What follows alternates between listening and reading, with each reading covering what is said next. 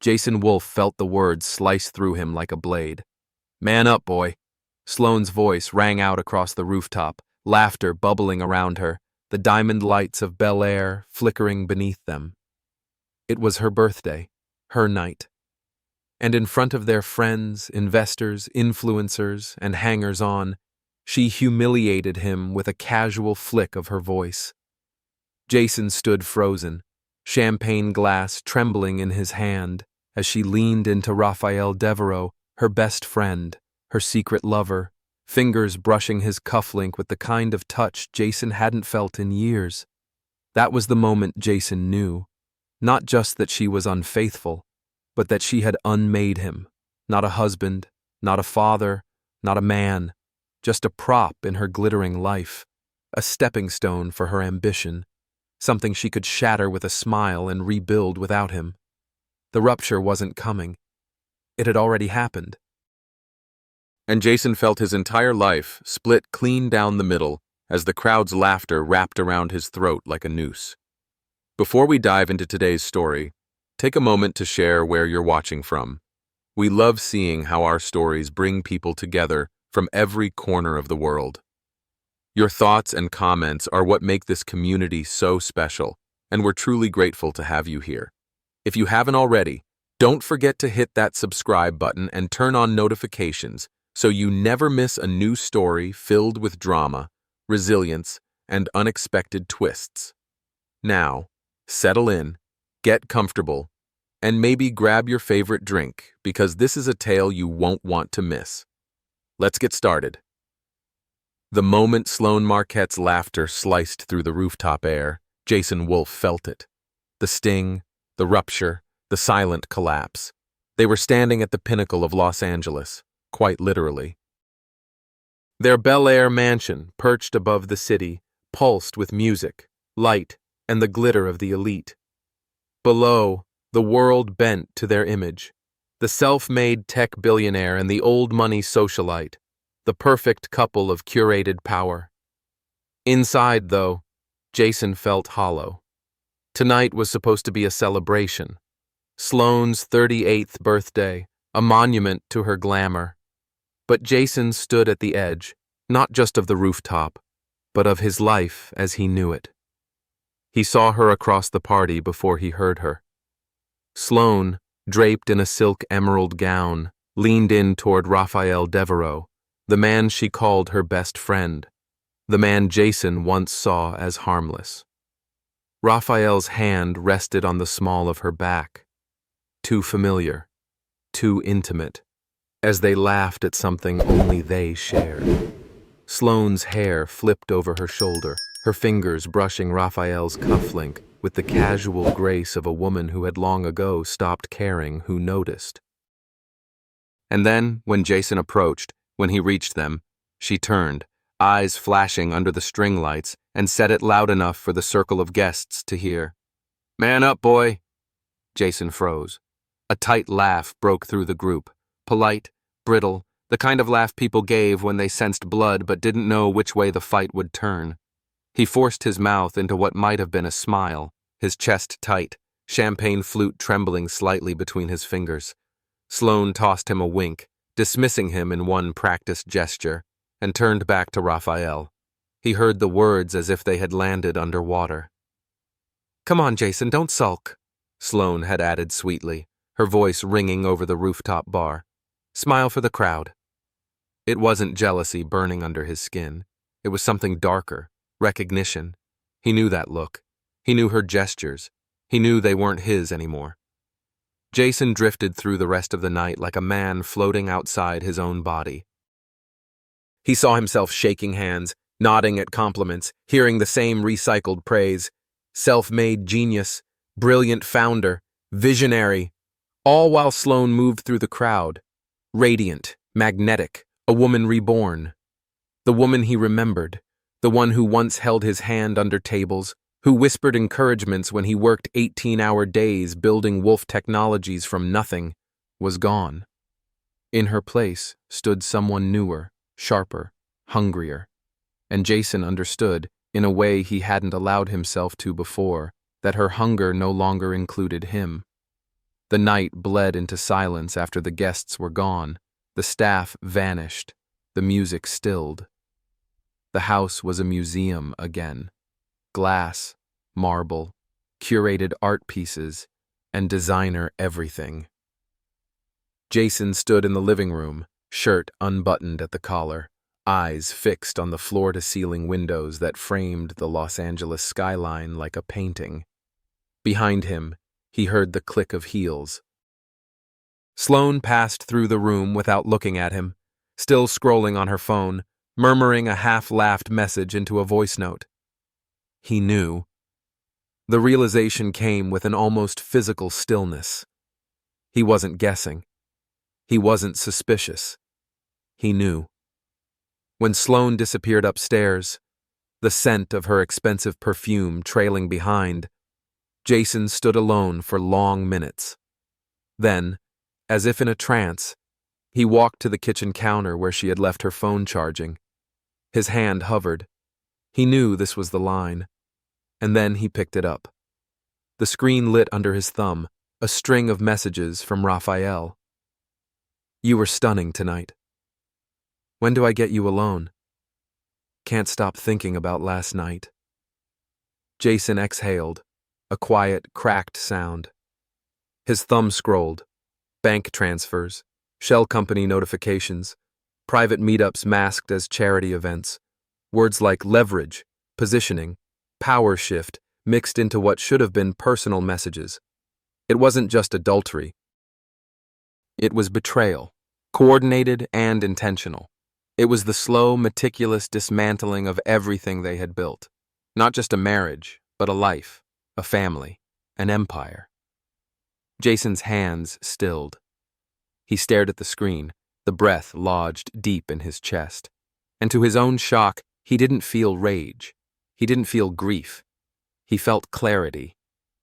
Hours passed in the dark, the house silent except for the faint sounds of the city beyond. Jason sat in his home office, his desk lamp casting a pool of light across polished wood. He didn't drink, though a glass of bourbon sat nearby, untouched. His mind was razor sharp. He thought of Mia, 15, who had once adored him, but now rolled her eyes, mimicking her mother's casual dismissals. He thought of Grayson, 10, who still curled beside him on the couch late at night, clutching his favorite truck. He thought of Wolf Technologies, the company he'd built from his first college apartment, now under the quiet siege of the two people who had called themselves his family. When the sun broke over the hills, washing gold light across the city, Jason made 2 calls. First, to Cassandra Liu, the attorney who had once closed his hardest deals, who knew how to handle wars without fireworks. "Cassandra," he said when she answered, voice tight from sleep. "I need you. It's personal." Second, to a private investigator whose name he had saved for years and never thought he'd use. "I need proof," Jason said quietly, "and I need you to be discreet." He ended the calls, set the phone down, and leaned back, eyes closed, listening to the soft, waking sounds of his house. A house that, he knew now, had been hollow for a long, long time. Upstairs, Sloane's laughter floated faintly from the bedroom. Jason's eyes opened. For the first time in months, maybe years, his pulse slowed. He knew exactly what he had to do. Jason Wolf had always believed himself to be a man of logic, a man who could study a problem from all sides, break it apart, and rebuild it stronger. It was that ability that built Wolf Technologies from a 2-man dorm room startup into a billion-dollar enterprise. But nothing, no algorithm, no business model, no market analysis, had prepared him for the knot twisting in his chest now. He sat at the kitchen island the next morning, untouched coffee growing cold beside him. The sun poured through the floor-to-ceiling windows, casting a golden glow across the marble countertops and stainless steel fixtures. It was a scene straight out of an architecture magazine, and yet, Jason had never felt so alien in his own home. Upstairs, he could hear Sloane's voice, light and lilting, probably on a call with her personal assistant, Maybe her publicist. Maybe Raphael. She laughed at something, that sharp, polished laugh, and Jason's jaw clenched as he stared down at the grain of the wood countertop. He didn't move until Cassandra Liu's voice crackled through his phone's speaker later that morning. Jason, I'm looking at the initial reports.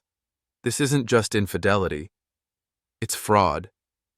Jason exhaled slowly, fingers pressed to his forehead. Tell me everything. Cassandra was brisk, clinical, sharp. She laid it out. Shell companies quietly linked to Sloan. Offshore accounts masked under trust funds. Forgeable digital authorizations traced back to Jason's name, only they weren't his. The web was intricate, calculated, and deliberate. And at the center of it sat Raphael Devereaux. Charming, flamboyant, and ruthless. Raphael wasn't just Sloane's secret affair. He was her business partner, her co-conspirator. He had used his charm not only on her, but across Jason's own network, seducing, flattering, and manipulating men and women in their elite circle, pulling strings Jason hadn't even realized were attached. Jason felt his stomach twist, but he kept his voice steady. How long? Cassandra didn't pause. At least 18 months, maybe longer. Jason set the phone down, pressing his palms hard against the cool stone of the counter. His vision blurred for a second, not from tears, but from the sheer force of trying to keep himself together. He had been played, in his own home, by the two people he had trusted most. The first rupture had been personal. This was existential. At home, the tension was becoming impossible to ignore. Mia floated through the house like a miniature version of Sloane, eyes glued to her phone, earbuds always in, laughter edged with condescension. She scrolled through TikTok and Instagram, sometimes snorting softly at a message, sometimes tossing a cutting remark over her shoulder. Dad, seriously, you're wearing that? She'd said the night before, wrinkling her nose at his crisp button-down. You're like, trying too hard. He had smiled thinly, but inside, something broke. Jason could handle business betrayal. He could even face Sloane's coldness. But Mia? Mia had once been his light, the little girl who waited for him by the door, who clapped when he walked into the room, who proudly introduced him as my daddy to anyone who would listen. Now, she rolled her eyes when he spoke and whispered into her phone about how boring he was. One night, Jason overheard her on a FaceTime call in her room. Raphael's way cooler, Mia was saying, voice hushed and giggly. Mom deserves someone who, actually gets her. Dad's sweet, but, you know. Jason stepped away from the door, his chest tightening as if a hand had closed around his heart. He went downstairs, sat alone at the kitchen island again, and for the first time, he let the weight hit him. This wasn't just about his marriage. This was about his family. Grayson was the only anchor in the house. At 10, he was quieter, more observant. Jason noticed how Grayson lingered at the doorway when he worked late in the home office, how he sat close on the couch during TV time, how he slipped a crayon drawing, best dad ever, onto Jason's desk one afternoon. Jason found the drawing late at night when the house was dark, and for the first time in weeks, his hands shook. He folded the paper carefully and slipped it into his wallet. It was a lifeline. The investigator's next report arrived 2 days later, and it held the most brutal twist yet. Raphael, the charming, charismatic, gay best friend of Sloane's public persona, wasn't just the lover Jason feared he was. He was a master operator. He had seduced his way through half of LA's elite, across genders, across industries, using sex, charm, and influence as weapons. A hedge fund partner, a venture capitalist, a media executive. The connections were intimate, transactional, and ruthless. Jason sat in his home office, files spread across the desk, as the investigator, a man named Clark, quietly summarized the photos, hotel records, and bank statements. "It's bigger than just you, Mr. Wolf," Clark said gently. "He's been doing this for years." Jason's fingers tightened around the edge of the table until his knuckles went white. He thought of Sloane's laugh at the gala. He thought of the way Raphael had wrapped his arm around her at dinners. He thought of the boardroom conversations Raphael had casually joined, the introductions he had smoothed over, the deals he had subtly shaped. This wasn't a love affair. It was a corporate siege. Jason leaned back, closed his eyes, and let the wave of understanding wash over him. And when he opened his eyes, he was calm. The old Jason, the man who built Wolf Technologies, who negotiated mergers under crushing deadlines, who led teams through crisis, was still there.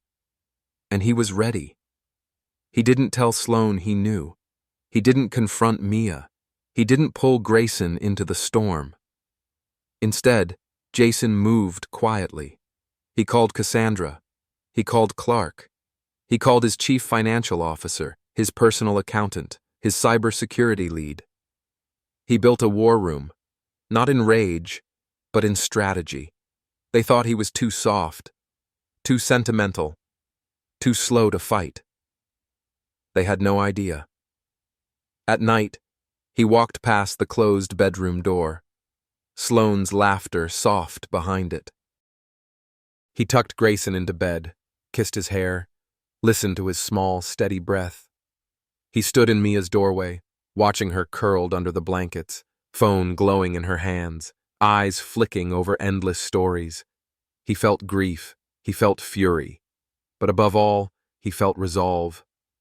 When the sun rose, he was at his desk, blueprinting not just a response, but a total reclamation. He wasn't going to shout. He wasn't going to cry. He was going to win. In the early hours, Jason stood at the window of his office, looking out over the Bel Air hills. The city glowed beneath him, golden and sharp, full of people who had written him off as a sentimental man past his prime. Behind him, the house was silent. Sloane was asleep. Mia was drifting. Grayson was safe. Jason's reflection met his eyes in the glass. This is not the end, he thought, his pulse steady, his breath slow. This is the opening move. And for the first time in months, he felt the smallest, sharpest flicker of something unfamiliar but unmistakable. Power. Jason Wolf sat alone in his office, the early morning haze casting thin shadows across the polished oak desk. His phone screen glowed with new messages, but he didn't reach for it. He wasn't ready yet. 3 nights had passed since he'd called Cassandra Liu and Clark, the private investigator. 3 nights since the pieces started sliding into place, revealing not just betrayal, but conspiracy. Jason no longer wondered whether Sloane was cheating.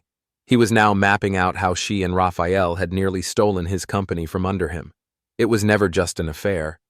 It was structural. On paper, Jason Wolf was still CEO of Wolf Technologies, still a billionaire, still a household name in tech and business circles. But inside the walls of his Bel Air mansion, the man himself had been erased, edged out of family dinners, muted at investor galas, repositioned as the dull, reliable figure behind his wife's sparkling social facade. And now, knowing what he knew, Jason was no longer angry. He was studying, calculating, waiting. By the time Mia came downstairs for breakfast, Jason had already been up for hours. She barely glanced at him, swiping through her phone with a hand that sported fresh gel nails. "Morning, Dad," she murmured absently, pouring herself iced coffee. Jason watched her carefully, trying not to let his expression shift. She was 15. She shouldn't have been caught in the middle of any of this. But then again, Mia hadn't stayed on the sidelines. She'd been drawn in by Sloane's glow, mirroring her mother's dismissive tone, echoing Raphael's easy charm at family dinners. Once, Jason might have blamed himself, for working late, for missing school recitals, for bringing the stress of billion-dollar deals into their home. But now, he saw it for what it was. They had all been groomed. Not just Jason, but the kids, too. Sloan and Raphael had built an image, one that didn't need Jason to play the hero anymore. "You heading to school?" Jason asked softly. Mia glanced up, surprised he was even speaking. "Yeah. Your mom dropping you off?" "She's busy. I'm getting a ride with Jess." Jason nodded. "Have a good day." She hesitated just slightly, almost imperceptibly, before flashing a half-smile and breezing out the door. Upstairs, Jason heard Grayson's footsteps. Lighter, smaller. His 10-year-old son slipped quietly into the kitchen, blinking up at his dad, hair messy from sleep. "Hey, buddy," Jason murmured, softening. "Pancakes today?" Grayson grinned. Pancakes. It was the first moment of the day Jason allowed himself to feel anything close to warmth. Later that morning, Jason met Cassandra downtown. Her office was sleek and cold, all glass walls and chrome finishes. She shut the door behind them and gestured to the thick file waiting on the table. "It's worse than we thought." Jason sat, folding his hands carefully. "Show me." Cassandra walked him through the chain. Shell corporations tied to Sloan, nested under Marquette family trusts. Insider deals. Raphael had set up with Wolf Technologies board members, pulling them into sweetheart investments behind Jason's back. E-signatures Jason had never given, authorizing the shifting of company assets. And the worst piece? Raphael wasn't just manipulating Sloan. He was exploiting male and female power players across Los Angeles. Sexual relationships, emotional leverage, whispered promises, all designed to put him one step closer to Jason's seat. "This isn't just an affair," Cassandra said quietly. "It's a coup." Jason sat back, hands steepled under his chin. "And they think I'll stand still." Cassandra held his gaze. "Will you?" Jason smiled faintly, the first time in days. "Not a chance." At home, the air was shifting. Mia had posted a video the night before, a breezy TikTok poking fun at Jason's dad speeches and try-hard vibes set to trending audio. Jason saw it accidentally, through a forwarded link, and it sat in his gut like a stone. But what surprised him was what came next. Public comments. Pushback. One of Mia's classmates, the daughter of a well-known tech investor, commented bluntly, "Mocking the man who pays for your entire life? Stay humble." Other teens, and even some parents, piled on. Not all defended Jason, but some called out the shallowness, the casual cruelty. Jason didn't mention it when Mia came home, eyes stormy, phone buzzing non-stop. But he saw the first flicker of discomfort in her face, a fracture in the image she'd been so sure of. Grayson, by contrast, stayed close. He sat beside Jason on the couch at night, curled against his arm during family movie time, even when Sloan disappeared to late meetings, and Mia locked herself in her room. Jason didn't say a word. He just held on. The corporate side was less forgiving. Clark's updates came in sharp bursts. Raphael was lining up a no-confidence vote for the next board meeting. Sloan was meeting with key investors, painting Jason as paranoid, burned out, and too emotional to lead. The CFO had been approached privately by Raphael's team, testing his loyalty. Jason listened, nodded, and wrote nothing down. He had learned long ago that the best weapon wasn't anger. It was surprise. On the morning of the board meeting, Jason stood in front of his bathroom mirror, adjusting his cufflinks. Sloan floated past, half-dressed, smiling at a text on her phone. "Big day, honey," she murmured, voice light. Jason smiled faintly at her reflection. "For all of us." He kissed Grayson on the head, waved Mia off to school, and drove downtown with a quiet calm that felt almost alien. The boardroom was a tension chamber. Glass walls, polished wood, sleek leather chairs, and the faint hum of cameras outside. Raphael stood near the window, all easy charm and soft gestures, murmuring reassurances to board members. When Jason entered, the room shifted. Just slightly, just enough. He took his seat at the head of the table and waited. When the meeting was called to order, Raphael stood. "I think we all know why we're here," he began smoothly. "Leadership changes can be painful, but necessary." Jason raised a hand, slow and deliberate. "Actually, Raphael," he murmured, "I think we should start with some disclosures." Cassandra entered, followed by the company's forensic accountant. Jason stood, eyes steady. He laid it all out. The offshore accounts, the e-signature fraud, the insider deals, the manipulated personal relationships, emails, financial records, testimonies. The room went ice cold. Raphael's face, smooth, tanned, impeccable, cracked for the first time. Sloane's hand, where it gripped her phone at the back of the room, visibly trembled. Jason didn't gloat. He didn't raise his voice. He simply called for a vote. The board voted, one by one, to remove Raphael's influence and his allied members. Jason remained CEO. As Raphael stalked out, cameras caught his retreat, reporters swarming the sidewalk. Jason stayed in the room until the noise outside died, then stood alone at the window, looking down at the city that had almost eaten him alive. His phone buzzed. A text from Grayson. "You did great, Dad." Jason closed his eyes, just for a moment. That night, Jason sat on the couch, Grayson tucked under one arm, Mia across the room, quieter than usual. Sloane was absent, some vague excuse about sorting things out. But Jason no longer cared. He had survived. He had won.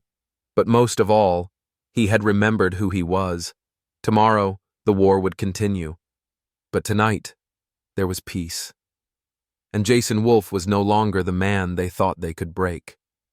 Jason Wolf knew the exact moment the war left the boardroom and entered his home. It wasn't the headlines, though they had been brutal, with media outlets circling like vultures. It wasn't even the footage of Raphael Devereaux shoving past cameras outside Wolf Technologies, his perfectly curated image in tatters. No, the real moment came that night, when Sloane walked through the front door of their Bel Air mansion, slammed her designer bag on the marble table, and turned on Jason with eyes like fire. "You," she hissed, "have destroyed everything." Jason leaned casually against the kitchen counter, sleeves rolled up, sipping water. He didn't flinch. "Funny," he said softly. "I was about to say the same to you." Sloane's laugh cracked, brittle and sharp. She whipped her coat off, pacing the kitchen like a caged animal. "Do you have any idea what you've done? The Marquettes are finished. My parents are humiliated.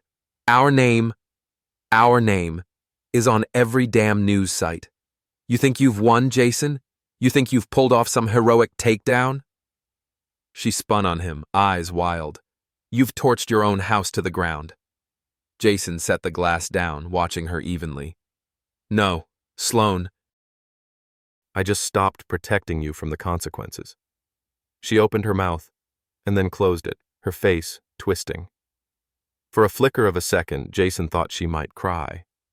But Sloane didn't cry, not in front of anyone, and certainly not in front of him. "Enjoy your little victory," she spat, snatching her purse. "Let's see how long you last without me." She stormed out, heels cracking across the floor, the door slamming behind her. Jason stood alone in the silence. He exhaled slowly, the sound shaking just slightly in his chest. The next day was worse. Social media exploded, not just about the boardroom coup, but about Sloane, about Mia, about the Wolf family brand. A video surfaced, a clip from Sloane's birthday gala, where she'd leaned into Raphael, laughing, brushing Jason off with that now infamous line, Man up, boy. It spread like wildfire, reposted on Instagram, TikTok, Twitter, memes, reaction videos. Think pieces on emotional abuse in elite marriages. Suddenly, Jason wasn't just a business story, he was a symbol. For some, he was the betrayed underdog. For others, a billionaire still clinging to a dying marriage. For many, just another face in the Hollywood machine.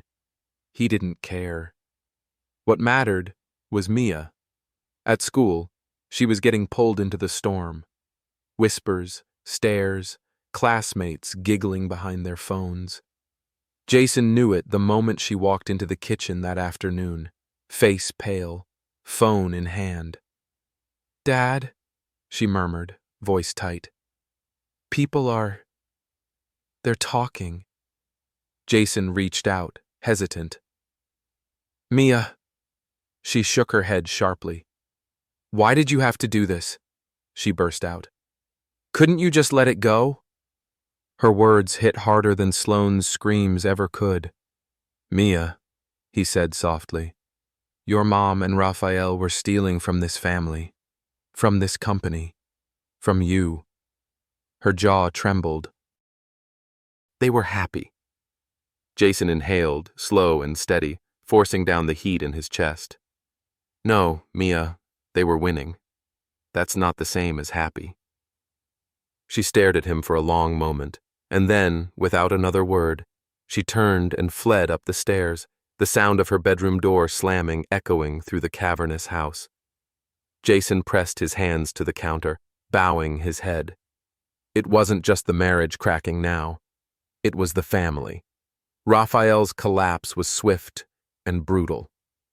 Within 48 hours of his removal from Wolf Technologies, federal agents raided his hedge fund offices downtown. Jason had tipped the first domino, but Raphael's enemies, and there were many, rushed to finish the job. Charges of securities fraud, wire fraud, insider trading, and the most damaging, testimonies from former lovers and employees alike, detailing years of manipulation, sexual coercion, and blackmail inside elite circles. One insider interview hit the media like a bomb. A young man from Raphael's own firm, breaking down on live TV, describing how Raphael had seduced him, promised mentorship, and discarded him when no longer useful. The fallout wasn't just legal, it was cultural. Communities Raphael once courted, LGBTQ+ groups, fashion houses, influencer circles, began cutting ties, issuing public statements denouncing his behavior. Brands pulled endorsements, friends ghosted him. The man who had built a life on charm and leverage was suddenly radioactive. Jason watched the news from his office, arms crossed, face unreadable. Cassandra called late that night. "He's finished," she said simply. Jason didn't smile, didn't gloat. He just whispered, "Good." At home, the fractures deepened. Grayson, sweet and small and steady, clung closer to Jason than ever. He waited up at night, curled beside his dad on the couch, drawing pictures at the kitchen table. When Jason kissed his head and whispered, "Go to bed, buddy," Grayson would smile softly and say, "Okay, Dad." Mia, by contrast, drifted further away. She stayed locked in her room, scrolling endlessly, eyes flickering with confusion and shame. She stopped mocking Jason, but she didn't come to him either. She hovered in a space between mother and father, watching the collapse of everything she thought was untouchable. Sloane? Sloane was everywhere, and nowhere. Paparazzi caught her leaving upscale hotels, slipping into late-night meetings, dining with crisis PR teams. Rumors swirled that she was shopping a reality show deal. Sloane reclaimed, pitching her as a misunderstood socialite reclaiming her image. But at the last moment, the sponsors pulled out. Too toxic, too risky. The fall wasn't loud. It was slow, sharp, and irreversible. Jason saw it all. He just didn't say a word. The final blow came one night when Sloane came home, or rather tried to. She banged on the front door, phone pressed to her ear, voice sharp through the intercom. "Jason, open the door!" Jason watched from the upstairs landing, unseen. Grayson peeked out from his room, blinking sleepily. Jason motioned gently, and Grayson slipped back inside. He walked slowly downstairs, opened the door just a crack. "This isn't your house anymore, Sloane," he said quietly. Her eyes flashed. "Don't do this." "I'm not doing anything." "You did." Her voice cracked. "Jason, please." He exhaled. "Go home." She hesitated, just for a second, then straightened, tossing her hair back, mask sliding into place. "Fine," she spat. "You'll regret this." He smiled faintly. "I don't think so." He closed the door. On the security cameras, he watched her stand on the front step for a long minute, phone clenched in her hand, before she finally turned and walked away. The next morning, Jason found Mia in the kitchen. She sat at the counter, phone on the table, untouched. Her eyes were rimmed red. "Dad," she whispered. Jason paused, heart lurching. "I'm sorry." He swallowed hard, moving closer. "Mia." She looked up at him, tears trembling in her lashes. "I didn't know," she whispered. I wanted to believe her." Jason sat beside her, wrapping an arm around her shoulders, holding her tight. "One day at a time," he murmured. For the first time in months, Mia leaned in, and Jason felt something shift, not triumph, not revenge, something smaller, something real. That night, Jason stood on the back terrace, looking out over the glittering city. Grayson was asleep upstairs. Mia was watching a movie, feet tucked under her on the couch. The house was quiet, but not empty. He breathed in the cool night air, feeling for the first time the full weight of what he had survived. Not just a marriage, not just a company, a storm.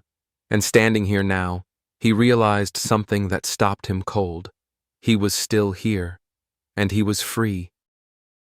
Jason Wolfe stood at the window of his office, his hands pressed against the cool glass as dawn painted the Los Angeles skyline in pale gold.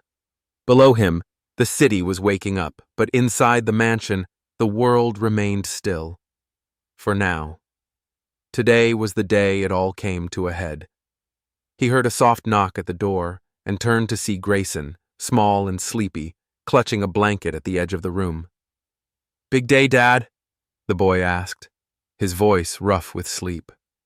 Jason's chest tightened, a flicker of warmth breaking through the steel armor he'd built around himself. He knelt, brushing a hand through his son's hair. "Yeah, buddy," he murmured, "but it's going to be okay." Grayson smiled softly. "You're the best, Dad." Jason held on to that for a second longer than he meant to, then stood, straightened his cuffs, and kissed his son's forehead. "Go eat some pancakes with Rosa," he said with a grin. "I'll be home for dinner." Grayson gave a sleepy thumbs up and padded away. Jason exhaled slowly. Time to finish it. By midday, Jason was downtown, stepping into the offices of Wolfe Technologies. Cassandra Liu met him at the elevator, all sleek precision in a navy suit, tablet in hand. "Everything's set," she murmured as they walked briskly toward the boardroom. "You just have to deliver." Jason gave a small, tight nod. "Any word from Raphael's side?" She smiled faintly. "He's cornered. He just doesn't know how bad yet." Jason felt a surge of something dark and clean, not satisfaction, but clarity. When they stepped into the boardroom, the room buzzed with tension. Investors, executives, and board members sat rigid in their seats, voices low. And at the far end, like a man holding court, sat Raphael Devereaux. Impeccably dressed, a gleaming watch on his wrist, easy charm radiating from his every movement. And next to him, uninvited but smiling, was Sloane. She gave Jason a little wave. Jason's face didn't flicker. He took his seat, folding his hands on the table, and waited. Raphael rose, voice smooth as silk. "I know this has been a challenging time for the company," he began, "and I want to commend all of you for your patience. Leadership transitions are never easy, but sometimes they're necessary. Jason has been an incredible visionary." Jason lifted a hand, cutting him off. "Thank you, Raphael. But I think we should begin with some disclosures." The room stilled. Cassandra rose, tapping the tablet in her hand. On the big screen behind them, document after document appeared. Wire transfers, hidden accounts, confidential emails, private agreements, a forensic audit laid bare. Raphael's voice faltered, the smile freezing on his face. Jason's voice was calm, surgical.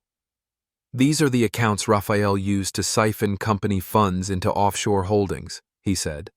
"These are the unauthorized investments he orchestrated with insiders. Here's the evidence of asset manipulation, and here are the testimonies of 2 key executives who came forward last week." Gasps rippled around the table. "And here," Jason added, his voice softening just slightly, "are the messages confirming Sloane's involvement." He saw her flinch, the tiniest movement, before she crossed her arms and lifted her chin. Raphael pushed to his feet, voice sharp now. "This is absurd. These accusations are baseless." Jason's eyes met his, and held. "We'll let the board decide." The vote was swift. Unanimous removal of Raphael from the board. Immediate suspension of any affiliated contracts. Legal teams mobilized. As Raphael's face drained of color, as Sloane's mask of poise cracked just slightly, Jason remained seated. He didn't gloat. He didn't smirk. He just waited as Raphael stormed out, cameras waiting outside. Hours later, the bigger blow fell. A major news network aired an exclusive. Raphael's former male lover, a hedge fund insider, came forward in an emotional interview describing years of seduction, manipulation, and exploitation. The story spread like wildfire. What had been whispers became headlines. What had been private humiliation became public spectacle. Raphael's fall was no longer about business. It was personal. And no one, no matter how glamorous, no matter how powerful, wanted to be near him. That night, Jason sat at home, the mansion strangely quiet. Grayson was curled up next to him on the couch, head resting against his side, already asleep. Mia was across the room, scrolling her phone, slower now, more thoughtful. She kept glancing up at him, as if unsure how to start something she wasn't sure she could finish. Jason let the silence hold. His phone buzzed. A message from Sloane. "Please, just talk to me." Jason stared at it for a long moment. Then he deleted it. Outside, on the terrace, Jason leaned on the railing, breathing in the cool night air. The city sprawled below, glittering, restless, alive. He thought of the past months, the past years, the woman he'd married, the family he'd tried to hold together, the company he'd almost lost. He thought of what he'd gained, and what he was finally, quietly ready to let go. His chest ached, not with anger, not with grief, with release. For the first time, Jason Wolfe felt the weight lift. He wasn't broken. He was free. Inside, Mia hovered near the doorway, fidgeting with her sleeve. "Dad?" she said softly. Jason turned. "Yeah, honey?" She hesitated, then crossed the room, sitting on the edge of the couch. Her voice cracked. I'm sorry. Jason's throat tightened. He sat beside her, pulling her into a hug. It's okay, he murmured into her hair. We're okay. She clung to him for a moment longer than he expected. And when she pulled away, her eyes were damp, but her smile was real. Later that night, Jason stood in the darkened kitchen, pouring himself a glass of water. He heard Mia's laughter drift faintly from upstairs, soft, private, unguarded. He heard Grayson's quiet snores down the hall, and for the first time in a long time, Jason smiled. Not for the cameras, not for the shareholders, not for the image, for himself. Tomorrow, the rebuilding would begin. But tonight, he was home, and that was enough. Jason Wolfe sat alone at the long dining table, his fingertips brushing the edge of his coffee cup as the quiet of the house settled around him. It had been 1 week since Raphael Devereaux's empire collapsed live on the evening news.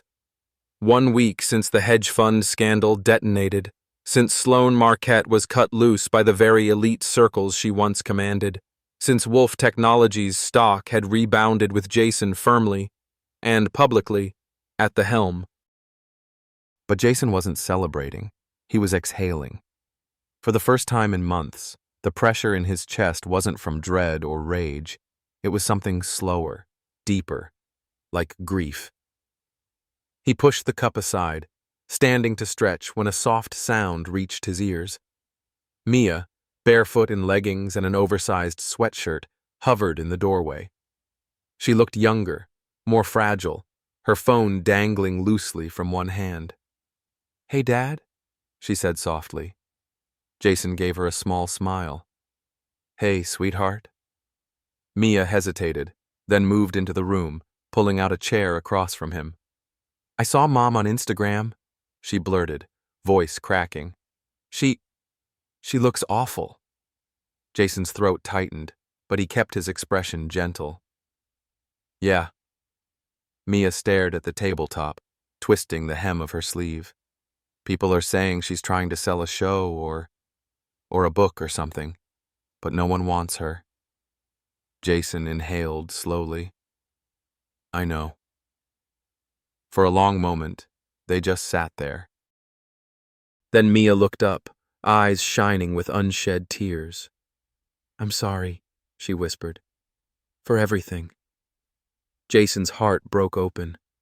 He reached across the table, squeezing her hand. "We're okay," he murmured. "One day at a time." Later that day, Jason's attorney, Cassandra Liu, sat across from him in his home office, her sharp eyes scanning the final contracts. "Raphael's team has gone completely silent," she said. "He's lawyered up, but the financial wreckage is worse than we thought. He's under investigation for securities fraud, tax evasion, and sexual misconduct." Jason let out a slow breath. "Good." Cassandra arched an eyebrow. "No satisfaction?" Jason smiled faintly. "Not satisfaction, just balance." She nodded, snapping her briefcase shut. "And Sloane?" Jason's jaw tightened. "Leave her alone." Cassandra studied him for a moment, then gave a rare, small smile. "You're a better man than most," she murmured. Jason didn't answer. That evening, Sloane called. Jason's phone buzzed against the counter as he poured water into Grayson's glass at dinner. Mia, sitting across the table, froze slightly, eyes flicking to the screen. Jason glanced at the caller ID, let it ring, and set the phone face down. Grayson, unaware, babbled about school and his science project. Mia exhaled softly, her shoulders lowering. When Grayson was in bed later, Mia stood awkwardly at the edge of the living room. "Dad?" Jason looked up from his laptop. Can I stay here tonight?" she asked, voice small. Jason's chest tightened.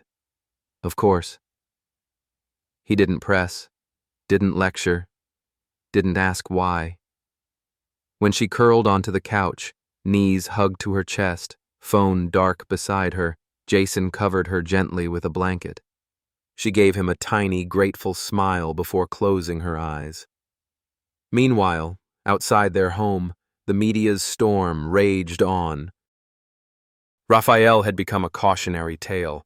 Headlines blaring his fall from grace, tabloids dissecting his every misstep, old friends leaking stories to save their own names. He was no longer a player. He was a pariah. Sloane's fate was quieter, but just as brutal. The Marquette family, once symbols of old money glamour, had begun freezing her out. Charity boards revoked her memberships. Brand partnerships quietly ended. Influencer friends stopped tagging her, stopped inviting her, stopped calling. The final blow came when her own lawyer, the one she'd hired to fight Jason, quit, citing non-payment and irreconcilable differences. She was a woman adrift, and Jason, sitting in his home, listening to the soft sounds of his children in the next room, felt nothing, not hatred, not victory, just an ending. One afternoon, Jason received a letter. It was handwritten, the envelope trembling slightly in the courier's hand. He opened it slowly, his eyes flicking over the delicate cursive. Jason, I know you won't want to hear from me, and maybe you'll throw this away, but I had to write. I didn't know how much I was losing until it was gone, not just the house or the company or the money. You, Mia, Grayson. I know I don't deserve forgiveness. I know I broke everything, but I wanted you to know. I am sorry. Sloane. Jason read it twice. Then he folded it carefully, placed it in a drawer, and walked away. He didn't need an apology. He didn't need closure. He already had everything that mattered. In the weeks that followed, the Wolf House slowly softened. Mia started coming down for breakfast. Grayson clung a little less tightly at night. Jason found himself laughing again, small, real moments, like when Mia tripped over the dog and burst out giggling, or when Grayson proudly showed off his lopsided science fair volcano. The mansion didn't feel like a showroom anymore. It felt like a home. Jason worked fewer late nights, carving out dinners, movies, even lazy Sunday mornings. He wasn't rebuilding a family. He was being one. One night, Jason stood on the back patio, watching the city lights twinkle against the dark horizon. Mia stepped outside, wrapping a cardigan tighter around her shoulders. Big view, she murmured. Jason smiled. Yeah. They stood in silence for a while. Then, softly, Mia asked, Do you miss her? Jason inhaled deeply, the cool air filling his lungs. I miss the person I thought she was, he admitted. But no, sweetheart, I don't miss who she became. Mia's eyes glistened. I don't either. They stayed like that, side by side, until the stars blurred overhead. Months later, Jason received one last piece of news. Sloane had left Los Angeles, moved across the country to live with an aunt. No fanfare, no announcement, no goodbye. Jason read the email from his lawyer, closed it, and let the quiet settle over him. He thought of her laugh, her ambition, her hunger for more, always more. He thought of Raphael, the man who had thought charm was armor, who had left scorched earth behind him.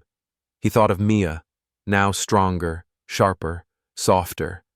Of Grayson, whose hand still slipped into his without thinking. And Jason realized, this wasn't survival, it was freedom. That night, as he tucked Grayson into bed, Jason felt a small hand slip into his. Love you, Dad, Grayson whispered. Jason kissed his forehead, voice thick. Love you too, buddy. Outside, the city sparkled. Inside, Jason Wolfe, the man who had been shattered, tested, betrayed, stood whole, not because he'd won, but because he'd let go. and in the soft quiet of his home, he finally understood. He didn't need to reclaim the past. He just needed to live now. Jason Wolfe stood at the edge of his Bel Air terrace, a cup of coffee in his hands, the early morning air cool against his skin. Below him, Los Angeles stretched in its usual glitter, towers gleaming, freeways humming, the sharp-edged beauty of a city that never forgave weakness. But inside his home, it was quiet. Real quiet. Not the brittle, uncomfortable silence of months past, but something softer, something earned. Behind him, he could hear Mia laughing faintly at something on her phone, the kind of laugh that no longer had cruelty hidden beneath it. Grayson was outside on the lawn, kicking a soccer ball back and forth to himself, focused and determined, his shouts of excitement cutting through the stillness every few minutes. Jason closed his eyes. He didn't need much more than this. It had been 6 months since the collapse. Raphael Devereaux had left the city in disgrace. His financial empire was in ruin, federal investigations looming over him, his social circle reduced to whispers and caution. The last Jason heard, Raphael was holed up in a Miami penthouse, the guest lists that once clamored for him now closing doors in his face. Sloane had gone east. She hadn't called again, hadn't written. After her final letter, the one Jason had quietly folded away and never answered, she'd slipped out of Los Angeles, leaving behind the last tattered remains of her once sparkling name. News traveled slowly. She was living with an aunt in Connecticut. No media deals, no comeback plans, no more Instagram perfect nights. Jason didn't track her. He didn't need to. He had everything he needed right here. That evening, Mia came into his office, hovering at the door. "Dad?" Jason looked up from his laptop, smiling softly. "Yeah, honey?" She crossed the room, perching on the edge of his desk. She was taller now, sharper in her features, but there was something younger in her eyes, something that hadn't been there for a long time. "Do you want to get dinner?" she asked. "Just us?" Jason felt a lump rise in his throat, quick and unexpected. "I'd love that," he said quietly. They ended up at a small Italian restaurant in Brentwood, one Jason hadn't been to in years. Mia chatted through dinner, about school, about friends, even about Grayson's latest science obsession. And Jason sat back, watching her, marveling at the way time had folded over itself. At one point, Mia fell quiet, playing with the edge of her napkin. "Do you think she'll ever come back?" she asked softly. Jason reached across the table, resting his hand over hers. "I don't know," he said honestly. "But we're okay. You and me, Grayson. We're okay." Mia's eyes shone for a moment before she smiled, small and real. "Yeah," she whispered. "We are." The next day, Jason was in the backyard with Grayson, helping him set up a telescope. The boy darted back and forth, excited, his hair messy, his sneakers caked with dirt. Jason adjusted the lens, showing him how to focus on the moon, how to track the soft curve of its light. "Dad," Grayson murmured suddenly, looking up. "Are you happy?" Jason froze. He crouched beside his son, pulling him into a hug. "I am," he whispered. "I really am." And as he said it, he realized it was true. That night, after the kids were in bed, Jason stood alone in the kitchen, the house humming softly around him. He poured himself a drink, just one, and stepped out onto the terrace. He looked out at the city, at the endless stretch of light and motion, and let himself breathe. This was the ending he hadn't known he wanted. Not revenge, not spectacle, not total domination. Peace. His career was intact. His children were with him.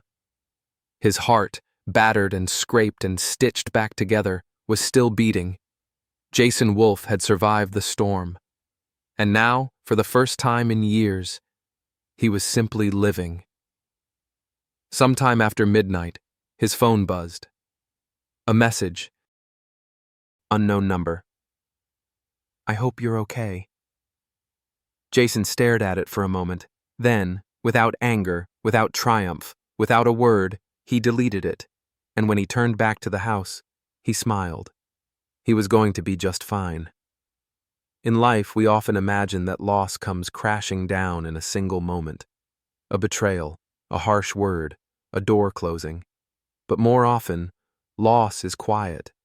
It seeps in through the cracks we ignore, grows in the silences we pretend not to hear, and finally shatters what we thought was unbreakable. Yet, within that breaking lies the chance to rebuild. Strength isn't found in holding on to what crumbles. It's found in standing in the ruins and realizing you're still here. That love, loyalty, and dignity cannot be stolen. They can only be given, and when they're gone, it is within us to choose what we rebuild. Sometimes the hardest truths free us. Sometimes walking away is the real victory. And sometimes the quiet after the storm is where we remember who we really are. Thank you for being here, for walking through this journey with us. If this story touched you, we invite you to share your thoughts in the comments below. We'd love to hear your reflections. And if you haven't already, please subscribe and follow the channel so you never miss the next chapter of resilience, truth, and unexpected turns. We're grateful to have you with us.